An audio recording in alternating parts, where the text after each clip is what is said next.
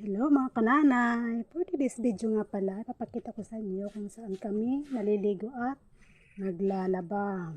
O ayan. Diyan po kami kumukuha ng tubig, pang saing, panglaba, pangpaligo. Alam nyo po ba, sobrang lamig pala ng tubig dito. Sarap maligo, lalo na pag mainit ang panahon. Kaya nga pala ako may give dyan kasi magbabanlab ako ng aking labahin. Diyos me, sige. Todo i-give ang person nyo.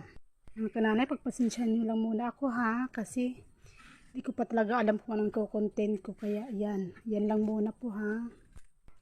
Medyo nga nahihiya nga rin po ako dyan kasi alam ko maraming magmamarites sa akin ngayon sa pinagagawa ko, ha? Pero char, okay lang yun.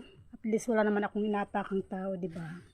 Handa na nga lang itong gawin kaysa mangalam tayo ng mga ibang tao, di ba? Sorry po.